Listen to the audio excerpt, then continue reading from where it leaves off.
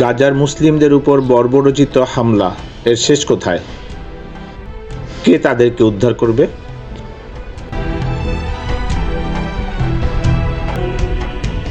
গত 7ই অক্টোবর 2023 থেকে এখন পর্যন্ত অভিশপ্ত দখলদার ইহুদি গোষ্ঠী গাজায় নিরীহ মুসলিমদের উপর প্রায় 32,000 টনের মতো বিস্ফোরক নিক্ষেপ করে।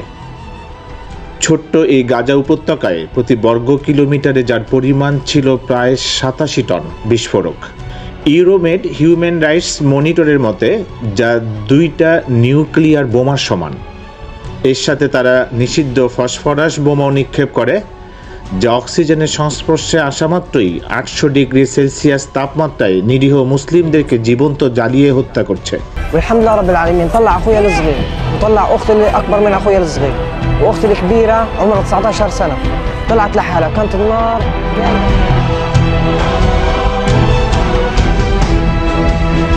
শুধু তাই নয়, রমজানের শুরু থেকে এই দখলদার ইসরায়েল বাহিনী ফিলিস্তিনি মুসলমানদের খাদ্য সরবরাহ বন্ধ করে দিয়েছে এবং নিরীহ মুসলিমরা যখন ক্ষুধার্ত অবস্থায় রোজা রেখে ঘুমিয়েছিল তখন নির্লজ্জের মতো ট্রাম্প প্রশাসন এবং দখলদার ইসরায়েলি বাহিনী তাঁবুতে বোম্বিং করে 4 শতাধিকের উপরে নারী, শিশু এবং নিরীহ মুসলমানদেরকে শহীদ করে। এমন সময় তারা এই হত্যাকাণ্ড চালায় যখন মুসলমানদের বিজয়ের মাস রমজান চলতেছিল।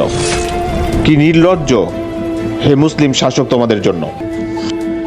আমেরিকা এবং অন্যান্য ঔপনিবেশিক পশ্চিমা দেশগুলোর দ্বারা সমর্থিত ইহুদি সত্তা গাজায় যে ধ্বংসজ্ঞ ও বর্বরোচিত হামলা চালিয়েছে তা এখন আর কোনো শব্দ দ্বারা সংজ্ঞায়িত করা যাচ্ছে না। আর তাই এই ধ্বংসলীলাকে আখ্যায়িত করতে আন্তর্জাতিক আইন বিশেষজ্ঞগণ ডোমিসাইড নামক নতুন এক ধারণা উত্থাপন করেছে। ডোমিসাইড হচ্ছে একটি অঞ্চলকে বসবাসের সম্পূর্ণ অযোগ্য করার জন্য যতটা ধ্বংসজ্ঞ চালনা দরকার তাই তারা চালিয়েছে।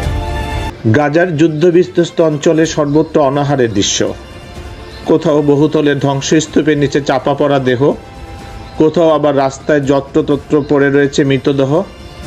উদ্ধারকারী দল সেই দেহ উদ্ধার করতে গিয়ে ভয়াবহ এক বর্ণনা দিয়েছে।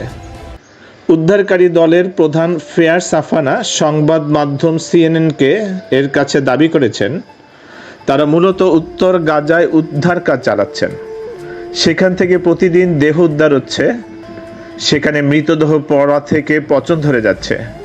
এমনকি এমন দৃশ্য দেখা গিয়েছে যে রাস্তায় ধ্বংসস্তূপে পড়ে থাকা দেহগুলির কুকুররা ছিঁড়ে খাচ্ছে।